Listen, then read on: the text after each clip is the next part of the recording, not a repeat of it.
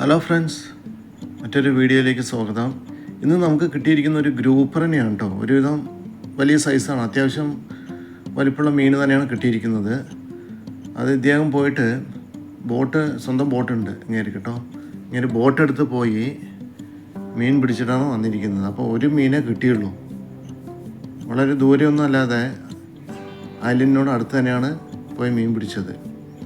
അപ്പോൾ ഫ്രഷായ മീനായതുകൊണ്ട് ഇതിൻ്റെ സ്കിന്നൊക്കെ റിമൂവ് ചെയ്യാൻ ഭയങ്കര ബുദ്ധിമുട്ടാണ് കേട്ടോ. പിന്നെ ഇങ്ങനെ മീൻ പിടിക്കാൻ ഭയങ്കര എക്സ്പേർട്ടാണ്. മാൽദീവിയൻസ് എന്ന് പറയുമ്പോൾ അവർ പിന്നെ കടലിൻ്റെ മക്കളാണല്ലോ. സ്ഥിരമായിട്ട് മീൻ പിടിക്കലും നീന്തലും എല്ലാം ബോട്ടും കാര്യങ്ങളൊക്കെ അവർ കടലിൽ തന്നെയാണ് ജീവിതം. അപ്പോൾ ഈ മീൻ ക്ലീൻ ചെയ്യലും അതുപോലെ കട്ട് ചെയ്ത് വൃത്തിയാക്കലും മുറിക്കലും ഒക്കെ അവർക്ക് നല്ല വശമുള്ളതാണ്, എക്സ്പേർട്ടാണ് ഇവർ. അപ്പോൾ അങ്ങനെ ചെയ്തുകൊണ്ടിരിക്കുകയാണ്. അപ്പോൾ ഇങ്ങനെ കട്ട് ചെയ്യുന്ന സമയത്ത് തന്നെ ഓരോ കാര്യങ്ങളൊക്കെ പറയുന്നുണ്ട്. മീൻ പിടിക്കാൻ പോയതും പഴയ കാലങ്ങളിൽ മീൻ പിടിക്കാൻ പോകുമ്പോഴുള്ള ബുദ്ധിമുട്ട്. കാരണം സെയിലിംഗ് ബോട്ടാണ്, അതായത് മറ്റേ തുണി കെട്ടിയിട്ടുള്ള ടാർപോളിനൊക്കെ കെട്ടിയിട്ട് പായക്കപ്പലിലാണ് ഒക്കെ മീൻ പിടിക്കാൻ പോകുന്നത്. അടുത്തുള്ള ചുറ്റും ഐലൻഡിൻ്റെ ചുറ്റുമായിട്ട് അടുത്തുള്ളതൊക്കെ പോകുന്നത്. ഇപ്പോൾ പിന്നെ ആ സിസ്റ്റമൊക്കെ മാറി. മുമ്പ് പിന്നെ ഈ ഷാളോ ഏരിയ ആയതുകൊണ്ട് വടി കുത്തിയിട്ട് അവർ പോകും. വടി കുത്തിയിട്ട് അങ്ങനെയാണ് അവർ പോയിക്കൊണ്ടിരുന്നത്. ബോട്ടിൽ തന്നെ വടി കുത്തി അങ്ങനെ അവർ പോകും. ആഴമില്ലാത്തത് കൊണ്ട് സിമ്പിളായിട്ട് പോകും. പക്ഷേ ഇപ്പോഴൊക്കെ ബോട്ട് മൊത്തം എൻജിൻ ബോട്ടായതുകൊണ്ട്, മോട്ടോർ ബോട്ട് ആയതുകൊണ്ട് അവരങ്ങനെയാണ് പോകുന്നത്.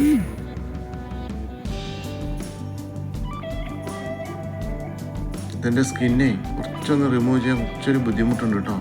പിന്നെ അത്രയും ഹാർഡായതുകൊണ്ടേ. അപ്പോൾ കാരണം മാംസം ഒന്നും നഷ്ടപ്പെടാനും പാടില്ല, അത്രയും സൂക്ഷ്മമായിട്ടാണ് അദ്ദേഹം കട്ട് ചെയ്തുകൊണ്ടിരിക്കുന്നത്. പിന്നെ ഇവർ സ്ഥിരമായിട്ട് ഇങ്ങനെ ചെയ്യുന്നതുകൊണ്ട് ഇവർക്കൊന്നും വലിയ പ്രശ്നങ്ങളൊന്നുമില്ല. ഇത് അധികം ബുദ്ധിമുട്ടായിട്ടൊന്നും അവർക്ക് തോന്നാറില്ല. അപ്പോൾ ഇതിൻ്റെ സ്കിന്ന് അത്രയും ഹാർഡായതുകൊണ്ട് എടുക്കാൻ ബുദ്ധിമുട്ടുണ്ട്.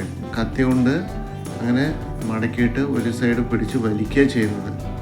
അത്ര ഹാർഡാണ്. അതിൻ്റെ ഇടയ്ക്ക് അങ്ങനെ വലിക്കുന്ന സമയത്ത് അവിടെ മാംസം വരുന്നുണ്ട്. അപ്പോൾ അത് മാംസം ഒട്ടും പോകാതെ തന്നെ ആ തൊലി മാത്രം, സ്കിന്ന് മാത്രമായിട്ട് എടുക്കാൻ വേണ്ടി നോക്കണം. അവർ മുറിച്ചെടുക്കുന്നുണ്ട്. അങ്ങനെ നല്ല രീതിയിൽ തന്നെ വരുന്നുണ്ട്. ചെറുതായിട്ട് ആ ഫ്ലഷ് പോകുന്നുണ്ട്, മാംസം അവിടുന്ന് പോകുന്നുണ്ട്. കംപ്ലീറ്റ് വലിച്ചെടുത്തു. ഒരു സൈഡ് അങ്ങനെ എടുത്തു. ഇനിയിപ്പോൾ അടുത്ത സൈഡ് അങ്ങനെ എടുക്കാൻ വേണ്ടി നോക്കുകയാണ് കേട്ടോ. കാരണം ഇത് കുറച്ചൊന്ന് പഴക്കമുള്ളതാണെങ്കിൽ കുറച്ചുകൂടി ഈസി ആയിട്ട് എടുക്കാൻ പറ്റും. ഇതിപ്പോൾ ചൂട് ചോരയാണല്ലോ, ചൂട് ബോഡിയാണല്ലോ മീനിൻ്റെ. അപ്പം ജസ്റ്റ് കൊണ്ടുവന്നിട്ടുള്ളേ. അപ്പോൾ അങ്ങനെ എടുക്കുന്ന സമയത്ത് അത്രയും ടൈറ്റാണത്. അപ്പോൾ ഫ്രീ ആയിട്ട് എടുക്കാൻ ബുദ്ധിമുട്ടാണ്. കുറച്ച് കഷ്ടപ്പെട്ട് തന്നെയാണ് തോലെടുത്തുകൊണ്ടിരിക്കുന്നത്.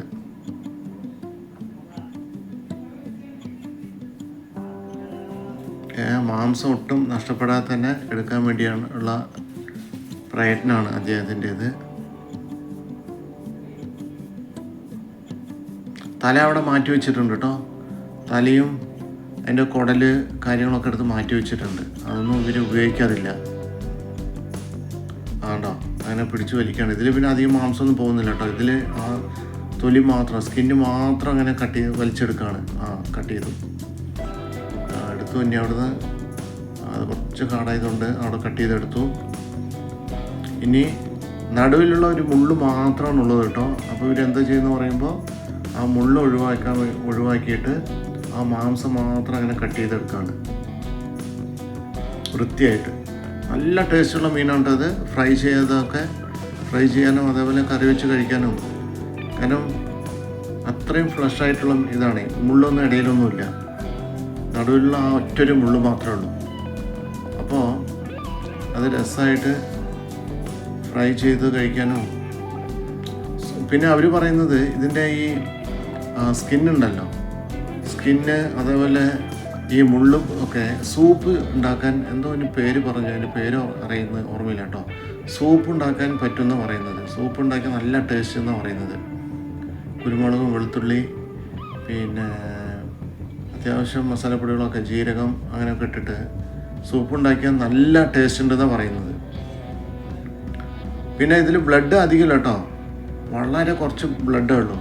മറ്റേത് ഈ ട്യൂണ അങ്ങനത്തെ റീ ഫിഷ് അങ്ങനത്തെ ഒക്കെ ആണെങ്കിൽ ഫുള്ള് ബ്ലഡായിട്ട് തോന്നും നമുക്ക്. ട്യൂണയാണ് ഏറ്റവും കൂടുതൽ, റെഡ് മീറ്റാണത്, അത് കംപ്ലീറ്റ് ബ്ലഡായിരിക്കും. ഇത് നോക്കി, ഇത് ആ വൃത്തിയാക്കുന്ന ഏരിയയിൽ തന്നെ നമുക്ക് തന്നെ കാണാൻ കഴിയും, അധികം ബ്ലഡൊന്നുമില്ല.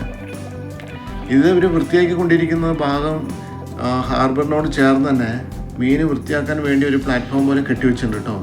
രണ്ട് സൈഡിലും, റൈറ്റ് സൈഡും ലെഫ്റ്റ് സൈഡിൽ നിന്ന് നമുക്ക് കട്ട് ചെയ്യാൻ പറ്റുന്ന രീതിയിൽ. ഇവിടെ തന്നെ ഒരു 3-4 പൈപ്പ് ഇട്ടിട്ടുണ്ട്, പൈപ്പ് കണക്ഷൻ ഉണ്ട്. അപ്പോൾ നമ്മൾ വീട്ടിലൊന്നും കൊണ്ടുപോയിട്ട് വൃത്തിയാക്കി ആ ഭാഗം സ്മെല്ലും ഇതൊക്കെ ആയിട്ട് ഭയങ്കര ബുദ്ധിമുട്ടായിരിക്കില്ല. ഇതാണെങ്കിൽ ഒരു കുഴപ്പമില്ല, കംപ്ലീറ്റ് ഇവിടെ തന്നെ വൃത്തിയാക്കി നമുക്ക് ക്ലീൻ ചെയ്ത് കൊണ്ടുപോകാം. അങ്ങനെ വലിച്ചെടുത്തു. അത് കുറച്ച് കട്ട് ചെയ്തുകൊണ്ടാണ്, സാധാരണ ഇവരിങ്ങനെ വലിച്ചെടുക്കാറൊന്നുമില്ല, വൃത്തിയായിട്ട് കട്ട് ചെയ്ത് വരും. കട്ട് ചെയ്തെടുക്കാൻ പറ്റും. ഇവരെടുത്തു.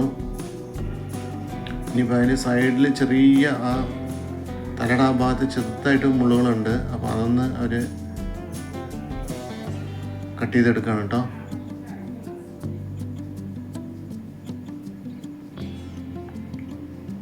ഓക്കെ ഗൈസ്, അപ്പോൾ ഏകദേശം ഇത് കഴിഞ്ഞു.